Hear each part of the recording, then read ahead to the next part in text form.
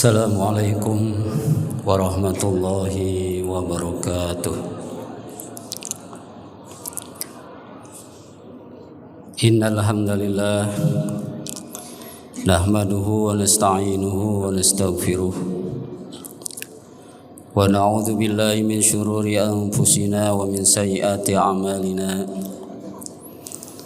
May yahdihillahu fala mudilla lahu wa may yudlilhu fala hadiyalah. Asyhadu an la ilaha illallah wahdahu la syarika lah wa asyhadu anna sayyidina Muhammadan abduhu wa rasuluh.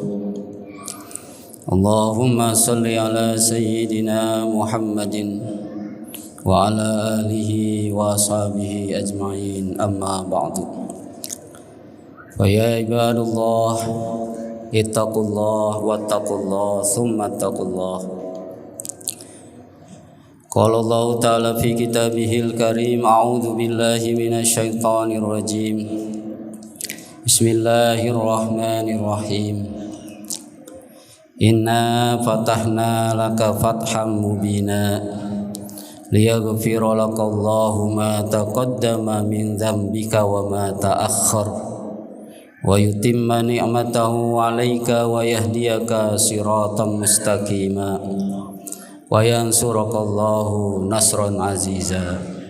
Shadaqallahul azim. Hadirin jamaah salat zuhur yang dimuliakan Allah Subhanahu wa taala. Pertama-tama marilah kita panjatkan puja puji serta syukur hadirat Allah Subhanahu wa taala atas segala karunia dan nikmat-Nya yang telah diberikan kepada kita. Karunia dan nikmat yang alhamdulillah hari ini kita gunakan untuk melaksanakan kewajiban kita sholat zuhur berjamaah di masjid yang kita banggakan ini, masjid kebanggaan umat Islam Jawa Barat khususnya, dan juga kebanggaan umat manusia di dunia, insyaallah, amin. Mudah-mudahan dengan kita sholat berjamaah di masjid ini membuka kebaikan dan keberkahan buat kita semua, khususnya buat masyarakat Jawa Barat dan umumnya masyarakat bangsa Indonesia dan di dunia.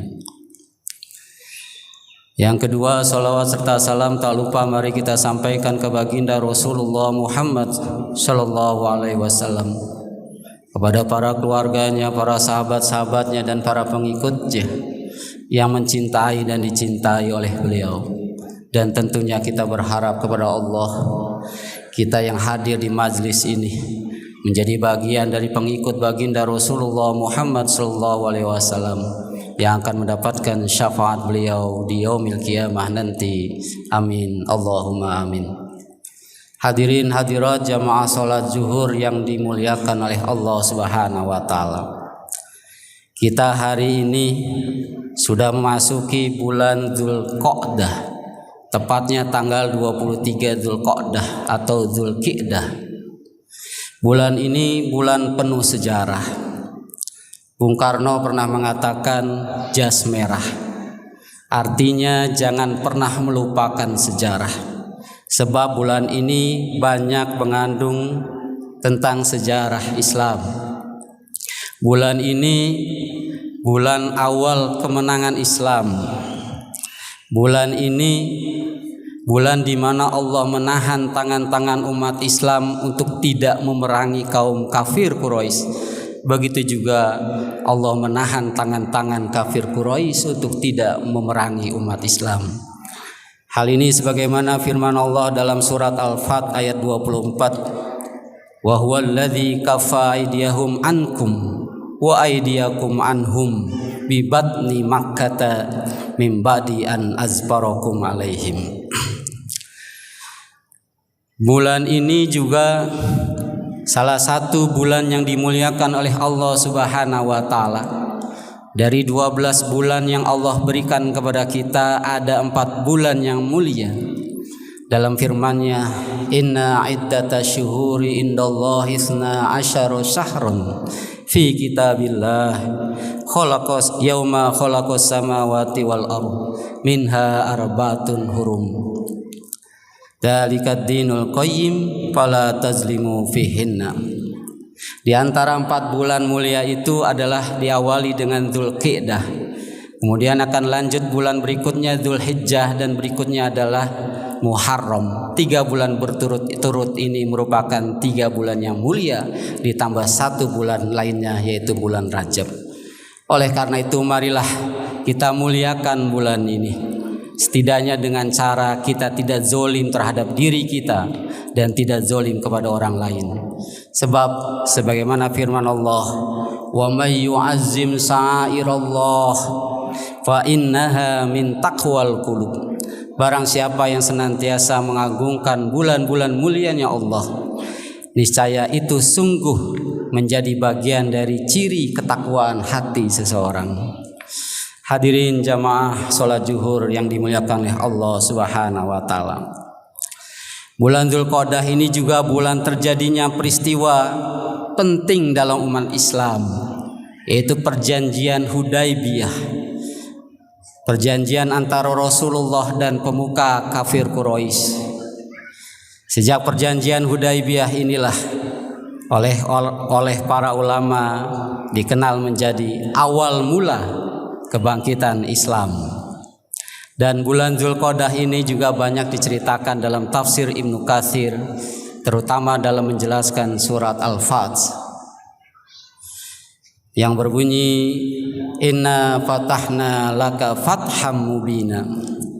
Hadirin jamaah yang dimuliakan Allah Subhanahu wa taala,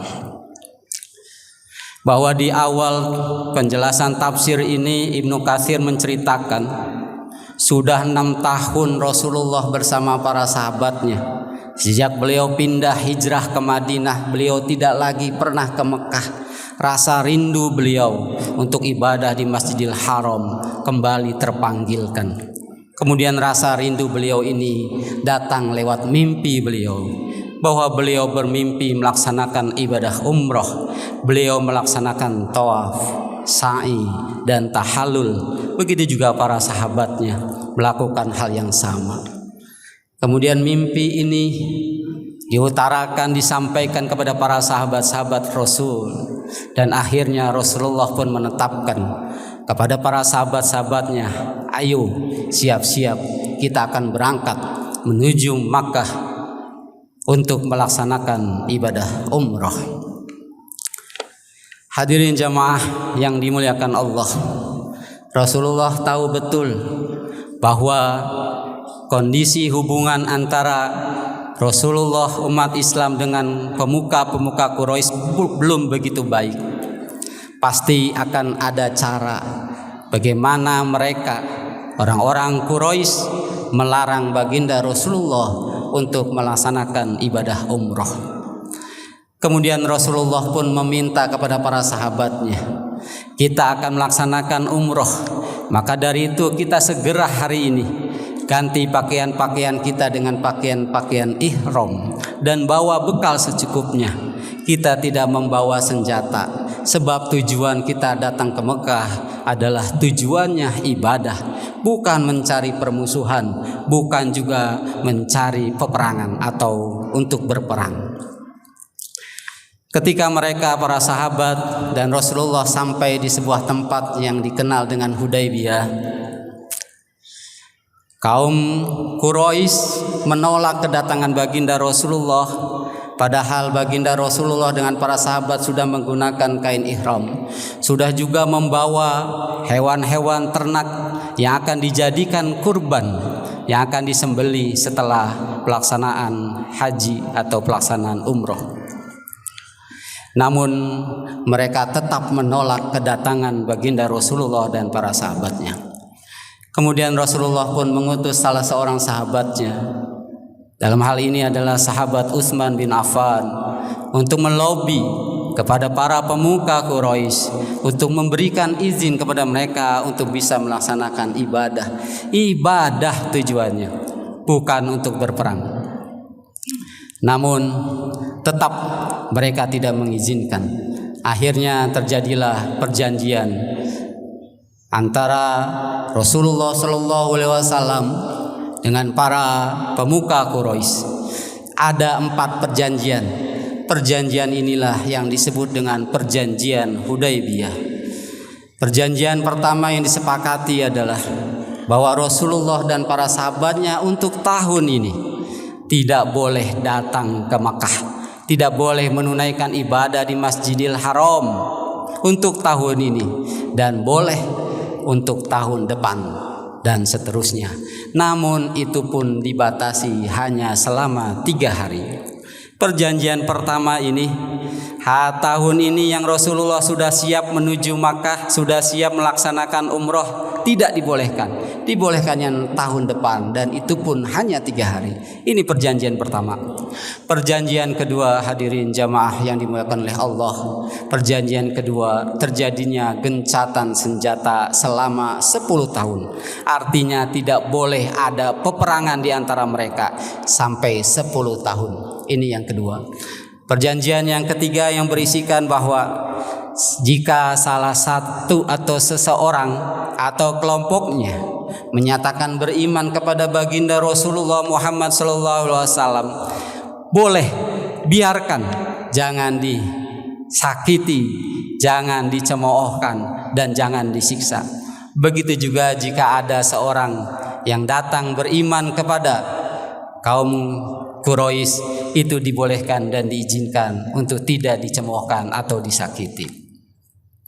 Perjanjian yang keempat berisi adalah, hadirin, jika ada pasukan Quraisy yang menyatakan beriman, dari kalangan Quraisy menyatakan beriman kepada Nabi, kemudian tidak diizinkan oleh walinya atau keluarganya, maka Nabi harus mengembalikan dia kepada kaum Quraisy. Tetapi sebaliknya tidak, ketika ada orang Islam kembali kepada ajaran nenek moyangnya ke Quraisy, tetapi orang Quraisy tidak akan memberikan kembali kepada Rasulullah Shallallahu Alaihi Wasallam. 4 hal ini yang menjadi perjanjian yang dikenal dengan perjanjian Hudaybiyah. Hadirin jamaah yang dimuliakan oleh Allah Subhanahu Wa Taala, jika kita lihat secara sekilas perjanjian ini jelas merugikan umat Islam. Bagaimana tidak rugi? Umat Islam sudah perjalanan jauh dari Madinah, sudah sampai di Hudaybiyah dengan kain ihram, dengan hewan-hewan ternak yang siap disembelih, namun tidak diizinkan oleh mereka. Yang kedua, kalaupun diizinkan untuk tahun depan, hanya selama 3 hari lamanya berada di Mekah. Jelas perjanjian pertama ini merugikan, dan perjanjian ini ditolak oleh banyak para sahabat-sahabat Rasulullah, termasuk sahabat Umar bin Khattab. Kata Umar, Rasulullah, lebih baik kita perang lawan mereka, tidak menerima perjanjian ini, karena perjanjian ini merugikan kita. Tapi Rasulullah SAW cukup menjawab pertanyaan dari sahabat Umar bin Khattab dengan membacakan firman Allah, A'udzu billahi minasyaitonir rajim. Inna fatahna laka fatham mubina liyaghfira lakallahu ma taqaddama min dzambik, dan seterusnya. Nah, berdasarkan ayat ini, maka Rasulullah pun menyatakan kepada sahabat Umar dengan pernyataan, Nuzilat alayya al-barihata suratun hiya ahabbu ilayya minad dunya wa ma fiha. Dalam riwayat lain, laqad unzilat alayya ayatun ahabbu ilayya mimma alal ardi, yang artinya sungguh telah diturunkan kepadaku baru saja malam tadi, yaitu satu surat yang aku lebih cintai daripada dunia dan isinya. Itu jawaban Rasulullah kepada sahabat Umar. Yani ayat ini, ayat tentang inna fatahna laka fatham mubina, ini lebih dicintai oleh Rasulullah SAW daripada dunia dan isinya. Tampak begitu bahagia, gembira wajah Rasulullah SAW mendapatkan ayat ini, sebab ayat ini memang menunjukkan bahwa perjanjian Hudaybiyah ada nilai-nilai positif yang bermanfaat buat umat Islam. Hadirin jamaah yang dimuliakan oleh Allah Subhanahu wa taala. Memang sekilas perjanjian itu jelas merugikan, apalagi kalau perjanjian itu ketika dituliskan oleh Sayyidina Ali karramallahu wajhah. Sayyidina Ali menuliskan perjanjian itu diawali dengan bismillah. Mereka menolak, coret lafaz bismillah, cukup dengan nama Tuhan. Lalu Sayyidina Ali pun diperintahkan oleh Rasulullah untuk mencoret bismillahirrahmanirrahim dalam perjanjian itu. Kemudian di dalam perjanjian itu juga ada tanda tangan antara kedua belah pihak. Dan Sayyidina Ali menulis tanda tangan pihak pertama adalah Muhammad Rasulullah. Itu pun harus dicoret oleh mereka. Dan Sayyidina Ali tidak berani, tidak berkenan mencoret itu. Akhirnya oleh Rasulullah yang mencoretnya, dan Rasulullah yang menulis sendiri sebagaimana instruksi mereka, Muhammad ibnu Abdullah. Kurang lebih seperti itu. Hadirin jamaah yang dimuliakan oleh Allah, ternyata ayat inna fatahna laka fatham mubina ini mendukung perjanjian Hudaybiyah. Dan jika kita lihat, perhatikan dari perjanjian itu, ternyata lebih banyak menguntungkan umat Islam.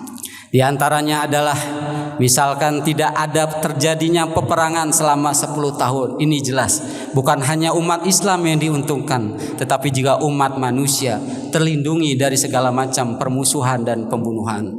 Yang kedua, hadirin, di antara keuntungan yang didapatkan dari perjanjian ini, jika ada umat Rasul, umat yang sudah beriman, kemudian kembali kepada nenek moyang mereka, dan orang Quraisy tidak akan mengembalikannya kepada Rasul. Sebab jika memang dikembalikan pada Rasul, orang seperti ini berpeluang menjadi munafik, dan itu tidak baik bagi agamanya yang dibawa oleh Rasulullah SAW.